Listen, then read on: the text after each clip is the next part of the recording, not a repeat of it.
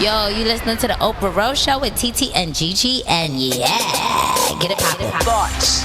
Everything begins with thoughts. She's a slut, she's a hoe, she's this, she's that. We say to girls, you can have ambition, but not too much. It's about people being uncomfortable with women owning their sexuality. What is the truest, highest vision that you hold for yourself? I'm a real ass bitch, and I'm gonna get everything that I'm gonna get on my own. I know for sure. You don't get what you wish for. You get what you believe. Hi. Hi, guys. Hey, guys. I'm TT. I'm Gigi. And I'm Dee. And this is episode 173 of the Oprah Rose Show.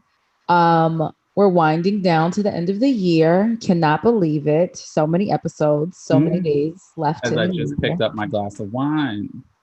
Listen, you timed that perfectly. I didn't know. I mean, I keep saying y'all should make like a meme. So Alyssa should make a meme of me every time in I your wine glass.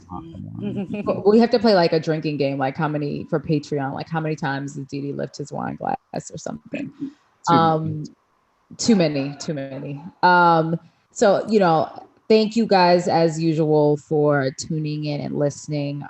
As we wind down this year, like, subscribe, make sure you comment, rate, and send in any of your questions or letters or whatever it is to the Oprah Rose Show at gmail.com.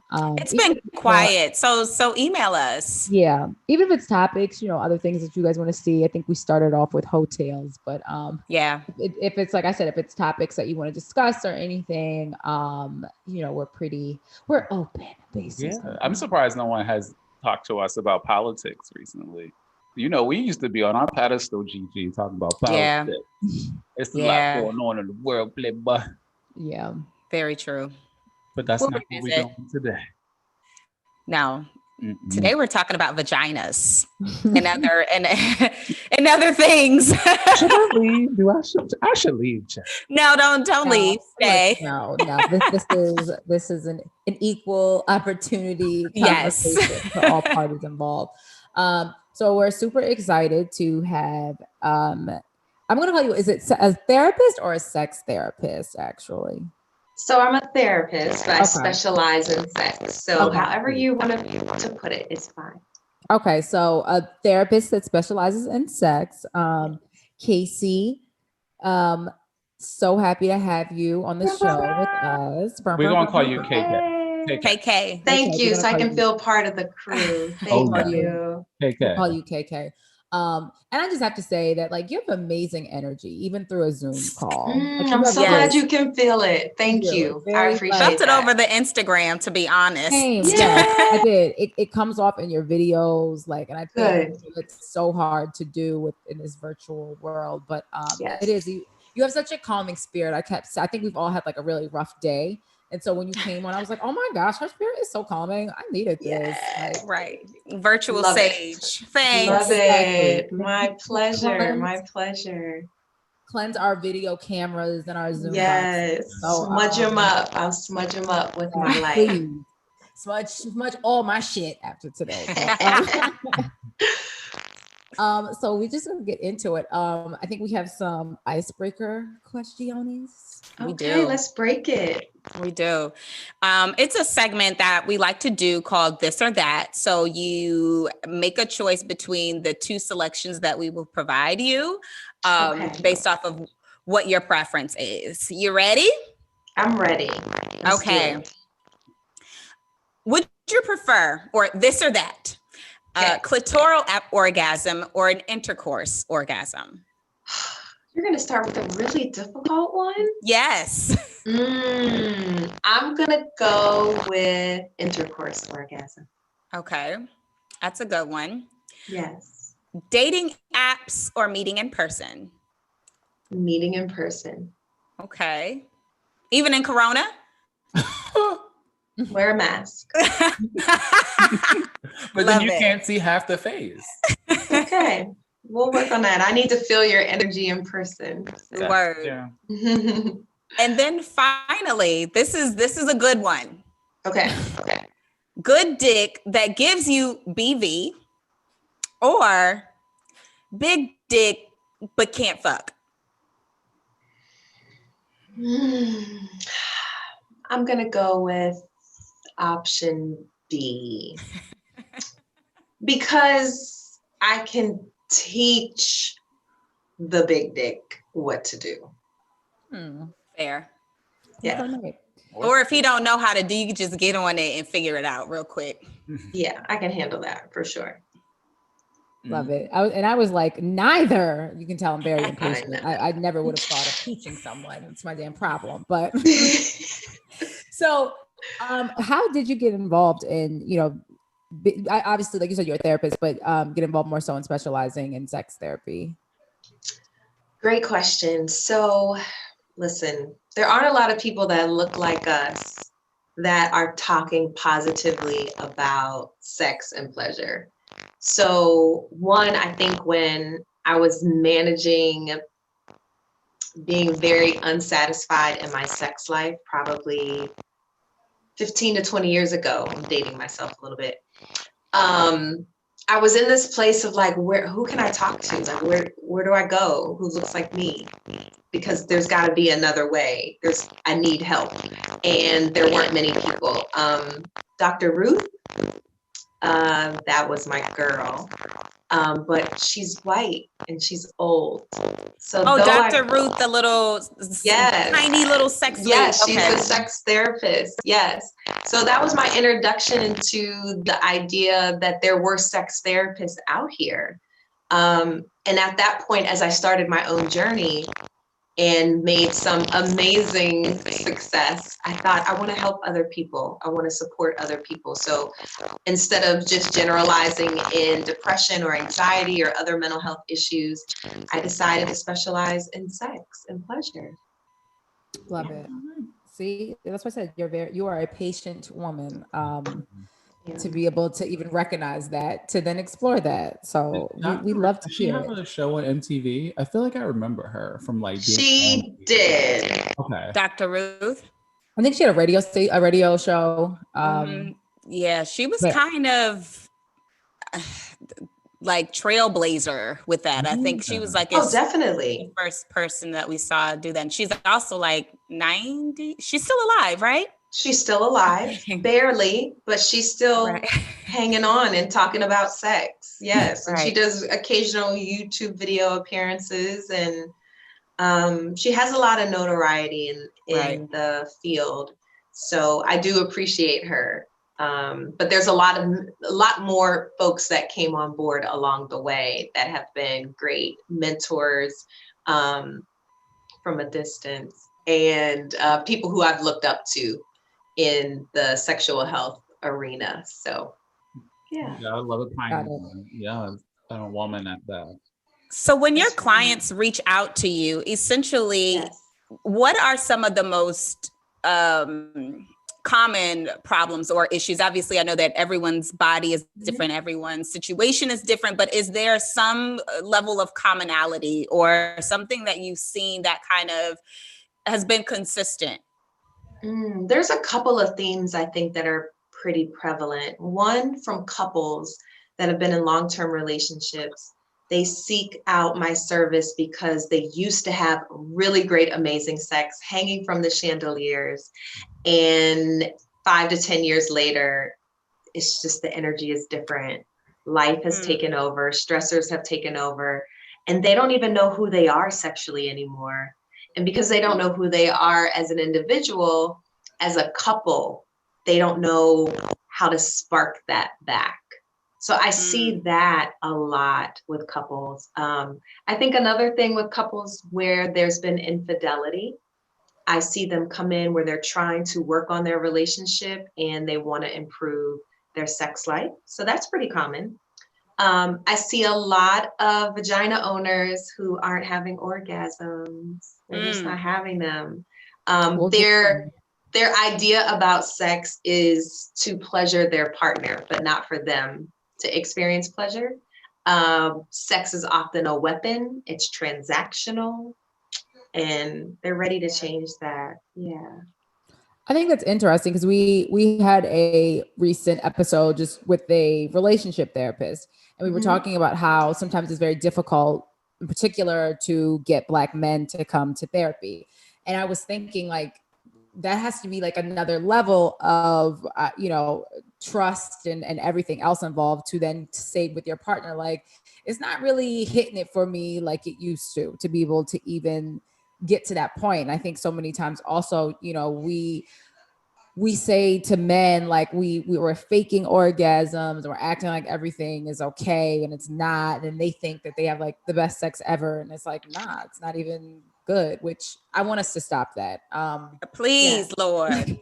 I want us to completely stop that. And they think they have like the best dick ever. And it's like, no, it was like, but it's our fault. It's our fault. It Think is. That's that. what it is. Completely. So I guess, how do like a couple like that, like what do you even suggest to get to that other side of like, I guess getting back to swinging on chandeliers and even initiating that conversation with a partner as far as, like, I'm not satisfied. So anytime you have something that you need to talk about that's hard to talk about, skip to the easy part first. So I have couples talk about the best sex they had together first, because that's going to come easy for them. So they identify this amazing erotic experience that they both remember. It's often not the same experience, which I love, because then we get to dive into how each person experienced that sexual experience very differently and why it was memorable. And then they're able to identify what are the key things that made it amazing. They start there. And then it's like a rainfall. It's so easy for them to say, oh, that's not what's happening now. We've identified the elements that were present that allowed us to have these amazing experiences. And it's easy for us to see how that's not happening in our life. So you start with what's easy to talk about first. Then you bridge over to the challenge. Got it. I mean, yeah, that sounds like in anything, any conversation that you're having, probably starting with that. Not me. I'm like, well, you did XYZ, but working on it. Working on it. Yeah. Like working on it. With the women who have problems orgasming or experiencing orgasm, is it usually a specific area? Like, because I know that women's bodies, you can have two different types, right? You can have your clitoral, which I feel like is probably more easier for most women. And then you have, the one that you would receive from intercourse. I'm sorry. Can I come in really quick? When you say clitoral orgasm, that means masturbation specifically? That just means stimulation of the clitoris. Yeah. That creates the orgasm. So your partner could do it. It could be oral too. Okay. Yep. It could be oral, any type of stimulation. Yeah. Oh yeah. I forgot. Dee, you don't dive down there. So I have before. I'm not a golden gay. I've had intercourse. Wait, what is a golden gay? If you've never had sex with a woman before. Oh, okay. I am not one. But you wasn't doing it that long to even know what was happening. That's hilarious. Go on with the question. So sorry. What was the actual question? No worries. The actual question is, do you see women who have both issues, or is there one that seems to get the most issues for you, or do women have the most issues with one specific type of orgasm? And, obviously we don't want to, because you do this work, because it's your work, we don't want to give too much to the listener, but what are some of the things that you would suggest for women who have a hard time reaching orgasm, whether it be with their partner or by themselves or whatever? What are some of the things that you would probably suggest?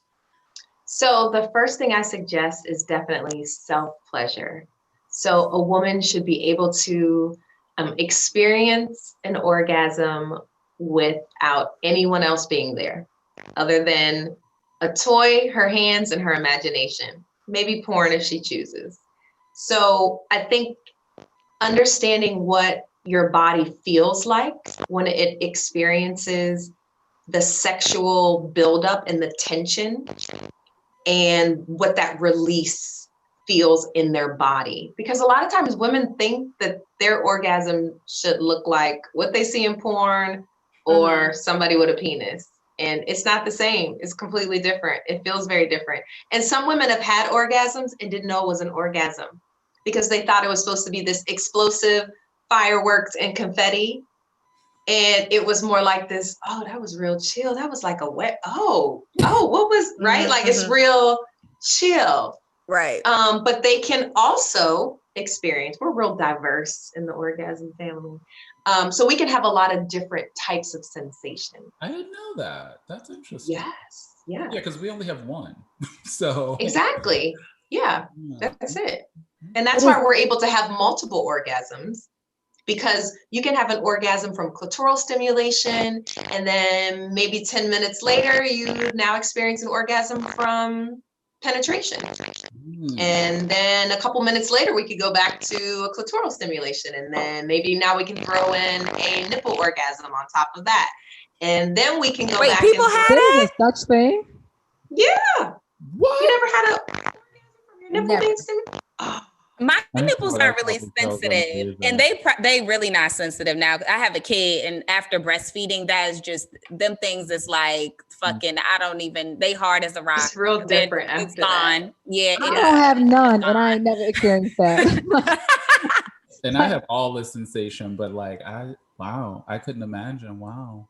Yeah. Yeah. Anybody can have a nipple orgasm. Yeah. Mm-hmm. So women orgasms hit a little different. Gotcha. They hit real different, real lovely, real amazing. Or women orgasms are different. Yes. So I think education is the first part, understanding what it can look like so that they know what they're looking for, then experiencing it for themselves, for sure. And then being in a space where they can communicate it to their lover, how to touch them, because most women orgasm from clitoral stimulation, not from penetration. The vagina does not have a lot of nerve endings. I mean, just so y'all know, the anus has more nerve endings than the vagina. So you'd suggest that. Yes. Oh, and that is another type of orgasm as well. Will it come from the same like G spot? Like, are you just hitting the same spot from a different direction, or is it like you are? Okay. Yes, you are. And so when women have an orgasm from penetration, typically the penis is hitting the cluster of nerves behind the clitoris. It's like the extension of the clitoris. Is that the technical? That's the G spot, yeah. But it's actually the clitoris. It's the internal part of the clitoris. Oh. But they didn't teach us that in 35 years and they know that.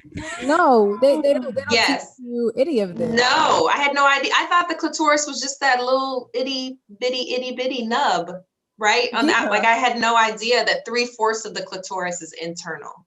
Wow. 3/4. That means 3/4. It's huge. It's huge.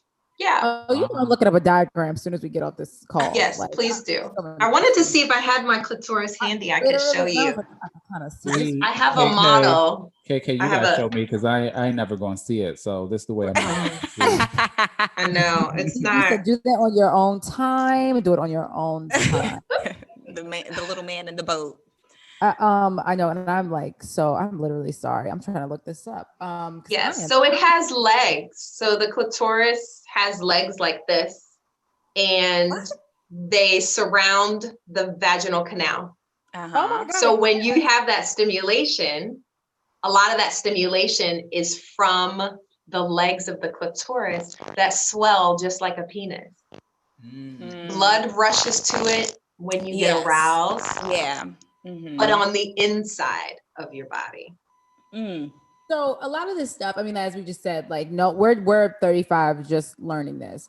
How do you think, like, when is a good time and how would you talk to like younger children specifically about sex? And then I think as you're probably, getting into the adolescent age or womanhood rather, what are some best practices, I guess? And it could obviously differ for each person, but like, what are some best practices for, if you have a daughter or a little cousin or something like that? Because this is crazy. I'm just finding out about the legs of the clitoris. Like, who knew? Yes.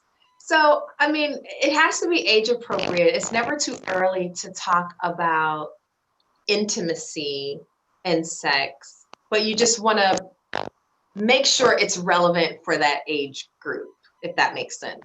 So we just want to, they can understand. Yes. And sex education is not holistic.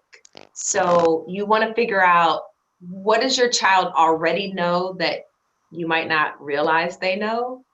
So you want to ask questions, because then you can start filling in the gaps. So when they're really young, they may start touching themselves or recognizing that they have genitalia and like, what is this for?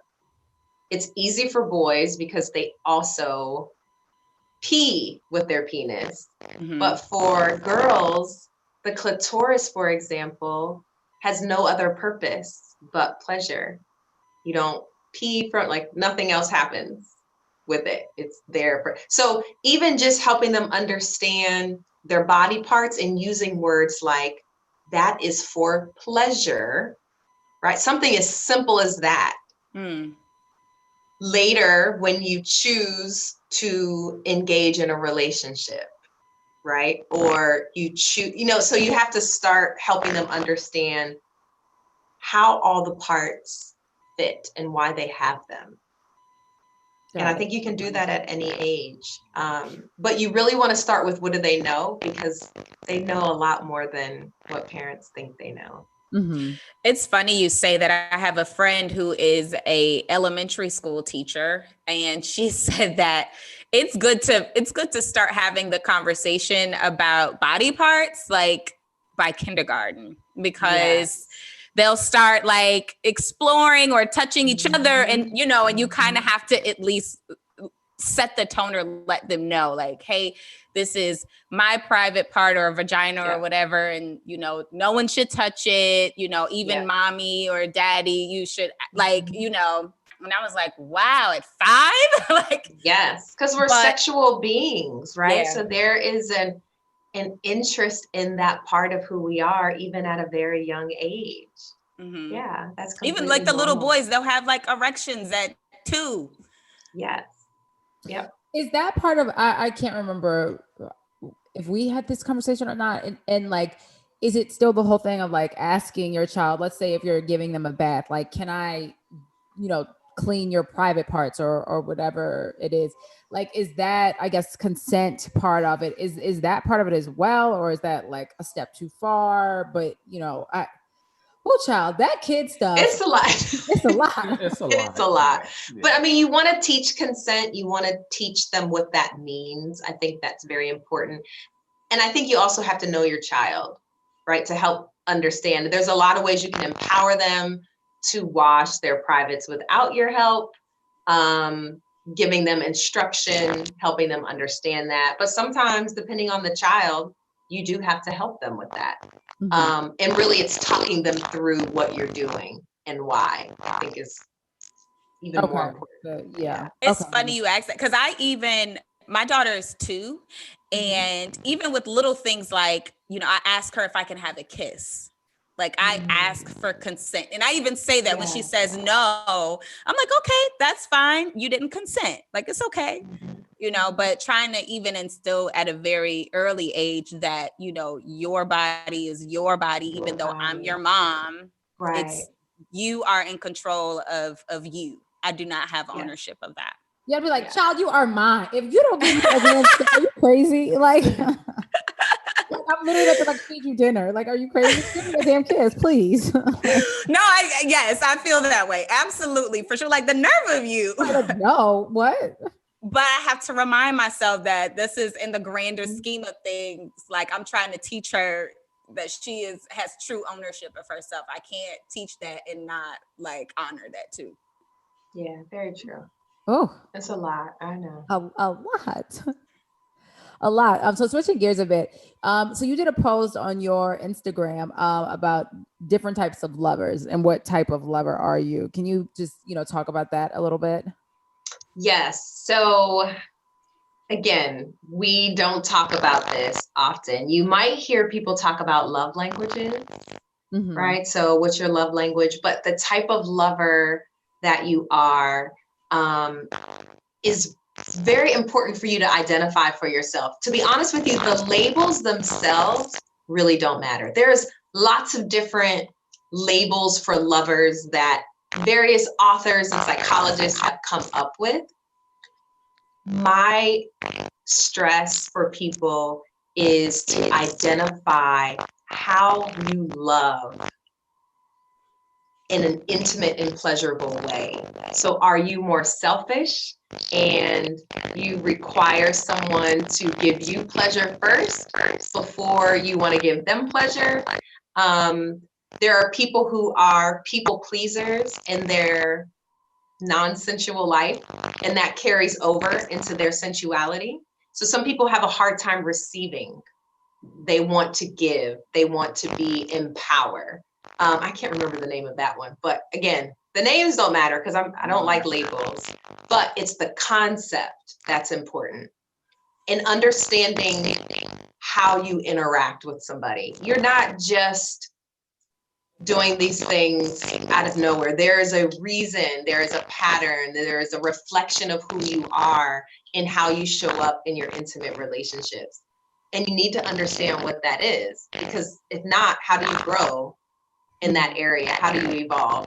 So, and how do you show appreciation? Maybe you think you're an amazing lover because you know how to give, you know how to receive, you are very active in reading someone's body and what they need, right? So if someone is doing something and you might, I've had some lovers that will say things like, your body told me to do that. What? Did it? My body told you. It probably did. Yeah, I'm pretty sure it did. I enjoyed it, right? So, but you want to make sure you're in tune with the person. So just understanding what type of lover are you? Do you initiate? Are you afraid to initiate? Are you more dominant? Are you more submissive? Yeah, I think that's interesting because I never, like you said, we've all taken our love language test, and you know, I know that acts of service is the thing for me, and I need that. But I don't think I ever really thought about how, like you said, your personality would tie into the way that you then give love. Yeah. Like you said, the first person you said, that's me, textbook, selfish. So like whatever that person is, I'm just thinking, and I was like, yeah, that's how I am. That's you.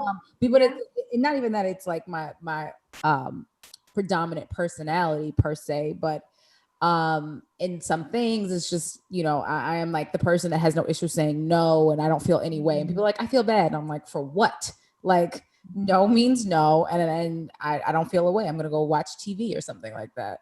So I probably, like you said, I love like that I'm like, well, let me get into these other language, or not even languages, but types of styles of love. It's like raising these kids. It's so hard. Complicated. Yeah. So would you all say that you like to initiate sex? Like, who are the initiators in the group? I'm an initiator, but then sometimes I am not. Like, it goes either way. Yeah, it goes both ways. I think I enjoy being I like initiating because I like the idea of power. But at the same time, it depends, because I do also like being pursued and desired, you know. Sometimes I think with initiation, depending on the person or whatever, it can almost be like, you know, they don't want it and you want it, and you're like, oh wait, you know. So I like both. She's aggressive. She's a Scorpio. And it also depends on the person you're with. So everyone brings out something different in you. So if you think about the different relationships you've been in, and how if one person saw you the way you were with that other person, they'd be like, who's that? Because you weren't like that with me. But that's because of the nature of that relationship. Because relationships take on their own identity. Yeah. So do you just like get rid of the person that's not speaking to the way that your love type? Like, you just be like, I'm done. Bye. Right. Yeah. No time. No. So this is where that communication comes into play. Yes, it's vital. It's all it's schooling in a way. Like you can definitely teach someone. Like, you know, people always talk about, I know when we did the icebreaker, this or that, it's like good dick or big dick that can't fuck, and it's like, but you can teach someone how to fuck you. You just don't have to use words sometimes either.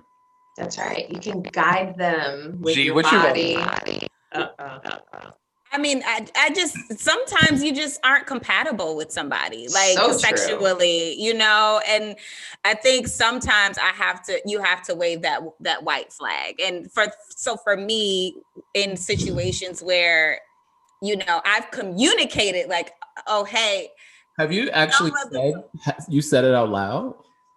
I just said, like, I don't like that. I actually prefer this, or, you know, moving, guiding the hand. But if you can't grasp and then that fucks up the sexual chemistry, then I'm just like, all right, we just can't. Okay. Yeah. We aren't compatible. No, right here. Got you. Yeah. Because I have to be open to it. Yeah. Yeah. I mean, 'cause sex is directional too. Like, I think, like you said, like, you know, your body told me to do that. Like, that's a direction in a sense. Like, it's not all. I also don't mind communicate. Like, what do you like? You know, talk to me. Cause I'm not Whitney Houston, I'm every woman. I don't know what you like, you know? Right.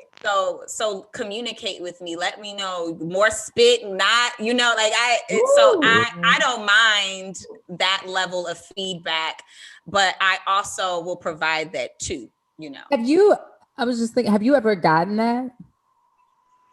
Me? Either of you, like feedback? Yeah. Yeah. Yeah. Mm-hmm. Yeah. And now just do what he told me to do. Yeah. No, I mean after a while, like after the fact. No, like during. I think even after a while, once you've been in a relationship with someone for a while, and you know, relationship sex becomes a thing because it becomes not necessarily like predictable in a sense, but like in the sense predictable. You know exactly what will turn this person on. You're gonna do that same move again, right? So it's like the signature move. That's right. So it's like now to a point where like coaching outside of that signature move, to your point, is like, no, don't turn around or do that, because he would know it's the end. Oh, I get what you're saying. So more directional. No, I mean like feedback of like, no, I don't like that at all. Or you should do this a little bit more, or don't do that. You know what I mean? Now, I feel like that's more of direction. Like, I like that. I've realized I'm also someone that likes constructive criticism. Like, I don't think I've like actively gotten that from a partner. And I low key, I was just thinking, I want that. Like, I like to, you know, whatever it is, be really good at whatever I'm doing. So, you know, if it's something that I actually would like to hear from somebody that, like I said, I've never heard that. Like, or maybe my sex is just real bomb. I don't know. That's probably what it is. So go listen to past episodes, preferably in the beginning, and you about sex. Obviously, like, there's something that, you know, everybody can work on. Because honestly, like, I would not even really consider myself a sexual person. Like, I am not someone that like, people are like, oh my God, it's been a week, or I'm in a bad mood. Like, and you know, I need sex. And I'm like, I need $10,000. Like, that's going to get me out of my bad mood. I need a cookie. Like, that is going to make me feel a lot better I need a glass of wine, like more tangible things that I'm not really that, you know, I could go like 4 months and be like, oh, I'm fine. Like, everything's fine. So you don't have a high drive, and you don't connect sex as a stress reliever. It's not the type of experience you have. Yeah, that's okay. Everybody's different. Yeah, like I said, give me a PayPal will just like blow my mind. Like, I'm sorry, I'm not having enough sex. I'm like, please, God, someone help me so that I don't have to rework. Because now it's like at the point where I have infrequent sex. So if I have sex with someone, then I have to work through like them opening me back up again, and it's painful. And then you like that whole process. So annoying. You had a really interesting, well, not interesting, a funny post on your page about how to ride, which we were talking about, I think, a couple episodes back. about how you ride. And none of us spoke about riding the way that you did, but you provided really good directions and Thank you. And I thought that was awesome. I'm like, man, maybe I should try that. Like, look, well, wait now. Let me go look back at this post because you never know. Though I was like, T, I think this is what her tactic is what you are already doing and using. So I think you're clear there. But Kaycee or KK, how was it? How would you explain to the listeners how to ride if they wanted to perfect their riding skills? They want to be like Meg the Stallion or whatever. How would you suggest they go about doing that? So strengthen your legs and your core. That is going to be key, right? And we know that doesn't happen overnight. So you still have to ride and enjoy that as you're building your strength. But squats are really helpful, and use the leverage of furniture. So that was one of the things that I put in the post. Like, you can get real tired up there. So you can lean on the headboard. You can hold. Yes, it comes in handy. I think the best way to ride is when your partner is in a chair, because you have the leverage of the floor. It's less stress on your knees. It's easier on your thighs. It's just easier all the way around. Physically, if you're like, I'm still working up my strength, but I want to ride, use a chair with no arms on it. Done. Didn't you that actually said that in our show? That's it's perfect. It's not that much movement when you think about it. I mean, right, because you can grind on it without having to do all this extra stuff. Shout out to trying to show y'all visual, but they can't see us. Patreon users, you can see me right now, but yes, it's like the contact of both people, but it's just like you don't necessarily have to use any like muscles. It's just literally a grind. Yes, absolutely. And when you're sliding in and out or on top of it, like up and down, you're just using the leverage of the floor. So you don't have a lot of stress that's happening from your thigh, which is perfect. Yeah. Get out of that bed, get off of them beds and get in the chair. And not getting a chair. Right. I will say, and I feel like post-workout, like obviously like working out, I honestly didn't even tie the two together, that I'm like, oh, okay, if we do a lot of leg work and if my core is obviously tighter than it was like 3 years ago, that probably helps it, which I thought I was just working out. Look at that. Listen, we're sensual beings, no matter how you cut it. It doesn't matter how high your sex drive is or not, but you're created to experience pleasure and enjoy it. And your body is going to support you in doing that. So everything that you do is related to your pleasure. What you eat, your stress level, your occupation, like everything. We can't escape it, but people just don't talk about it. Yeah, which I think is also interesting. You were posting affirmations that you should say to yourself, because basically, if you don't love yourself, that also can essentially affect how you love someone else, which honestly, I never would have tied, like you said, because it is all interconnected, but I never would have tied those, when I think of self-affirmations, literally I'm thinking for myself, but not also thinking of it as an extension to how I would deal with a partner. Yeah, because it's about how you show up, like your confidence in yourself, in your body, how you see yourself is going to show up in your sex life. 100%. Yeah. So those affirmations are key. Never, ever thought about. Like, I think of, I'm thinking of like, I don't know, like city girls or like someone that seemingly has a super high sex drive. And I was like, they must be really confident. They must be real sure about it. How do you know? It seems like it. That's what I said. I'm just making an assumption. Don't know. That's just an assumption, though. True. Well, JT was talking about when she first got out of jail. She was talking about how she had to work her way back up to like feeling confident in front of the camera. So I think she got it now. I don't think she's struggling in that area, but she did mention that she had to work her confidence back up. Mm-hmm. Yeah, I mean, that's a real thing. I think we were talking about this over Instagram. It was like, do you love yourself the way that based off of your love languages, so to speak. Oh yeah. And I was like, actually, I don't. I be tearing myself apart. And my love language is words of affirmation. So, so to that point, I need to be telling myself more positive affirmations and maybe get it popping tonight. You never know. That's right. Yeah, because one of the mistakes people make is they take their love language and that's what they use to express love, when that may not be the other person's love. It's your love language. It's how you want to receive it, but it may not be how you need to give it. But that's where it's difficult, because it's easy to do that thing we know we want. Right. But when we have to speak the other person's language, it can feel very foreign. Yeah.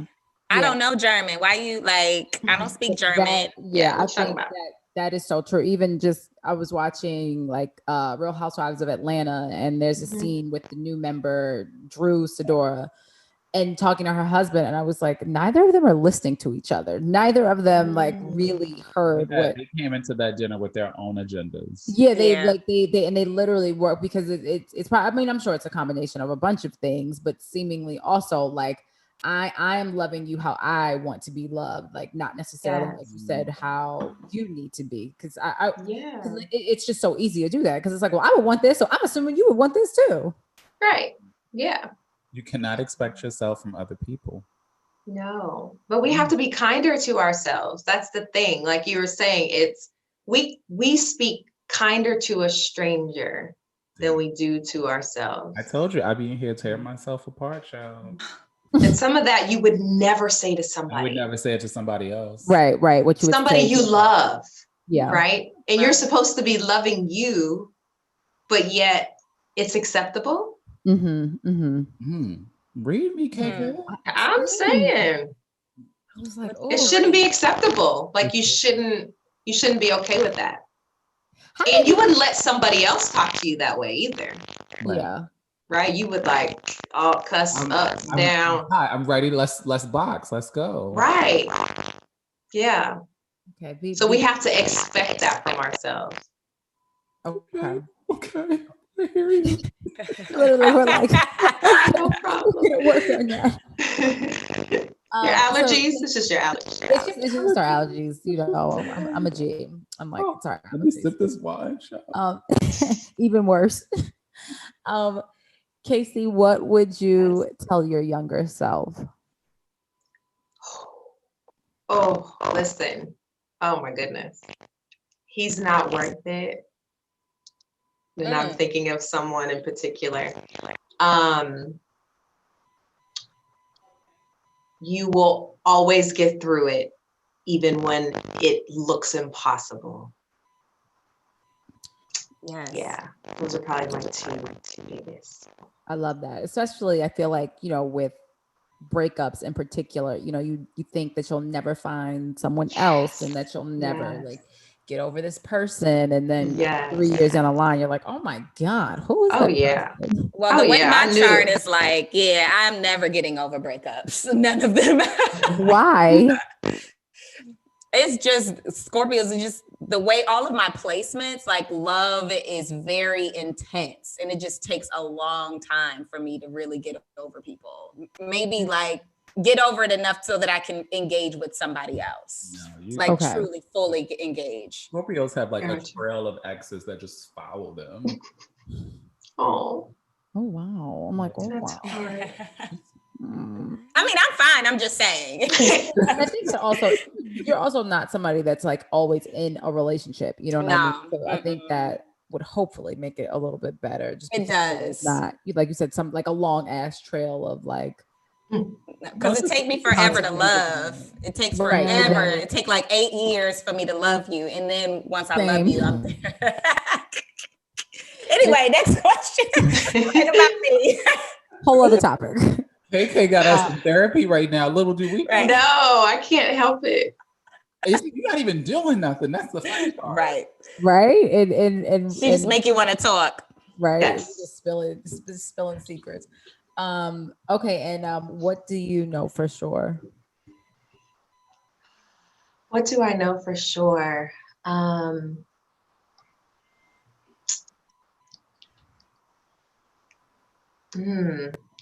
This is a good one. Okay. And I have heard Oprah ask this question too. And I'm always like amazed at the response. I'm like, wow. People be having a week so to digest. Deep. Yes, they're so deep. But I think I'm going to try to go with what's the first thing that comes to my mind. And that is what I know for sure is that when I get out of my own way, I can accomplish anything, literally anything I imagine. That's really anything good. I imagine. I love that. Yeah. Wow. Oh, I really love that. That's facts. That one. Thank you. Ooh, I love that one. So we always end the show with a quote, and it is stop comparing your journey to someone else's curated highlight reel on social media. Keep doing your thing. Which almost kind of ties into what you just said. It does. I was like, it kind of ties See into the connection? Yep, it's all connected. Your orgasm may be different than somebody else's, sis. That's right. But please have that orgasm. Be vulnerable. Allow yourself to be open. Yes. Don't be ashamed of experiencing pleasure. A lot of people have shame associated with pleasure. Mm-hmm. Yeah, because I feel like you're between patriarchy and no one ever talks to you about these things that you don't know. Right. You're fast if you like specifically for little girls. It's like, don't be fast when you just like boys. So that obviously is a part of it. So I again never thought about fast. I ain't heard that in a long time. I know, I haven't either. Woo! I'm old. Fast, right? She fast. She fast, and it's never a T at the end. It's FAS. Yes. Yeah, exactly. Yes. No, that's important though, because Black and brown bodies have, historically have never been the standard of beauty. Right. So for us to appreciate our bodies in all that they can allow us to experience, that's important. Like we have to give ourselves permission to do that. Yeah, give ourselves permission. Kaycee, where can people find you? They can find me on my website at kayceepolite.com. They can find me all over Instagram at K_spot_therapy. Yeah. Okay. Love it. She has a great page, y'all. Go follow. It's really informative. Very. Thank you. So. Very much so. Thank you This so was much fun. for coming. Yes, thank you for inviting me. I really do appreciate it. You guys are awesome. This was fun. Thank you. With that amazing energy, you are. Thank you. Glowing over there. Right. Thank you. That's what happens when you have a lot of orgasm. Let me sign up. Sign me up. Right? Just saying. Daily. It's like vitamins. You should have them daily. Oh, okay. Yeah, for sure. Daily. Every day. Absolutely. Wow. I aspire. Okay. I know. I'm like, ooh. We need to have a part 2 to this conversation so that I can have some wine. See, I have a client after this, so I couldn't partake in the alcohol. But next time. Yeah, we'll get you drunk and a part 2. a part 2. Part 2. And then we can do it on Patreon. That we'll dive. That would be fun. Yes, let's do that on your Patreon. Yes, let's do that. I love it. Okay. Thank you again so much. My pleasure. Have a great night. You too. Okay. Bye. Yo, you listening to the Oprah Rose Show with TT and Gigi, and get it poppin'. Thoughts. Everything begins with thoughts. She's a slut, she's a hoe, she's this, she's that. We say to girls, you can have ambition, but not too much. It's about people being uncomfortable with women owning their sexuality. What is the truest, highest vision that you hold for yourself? I'm a real ass bitch, and I'm gonna get everything that I'm gonna get on my own. I know for sure. You don't get what you wish for. You get what you believe.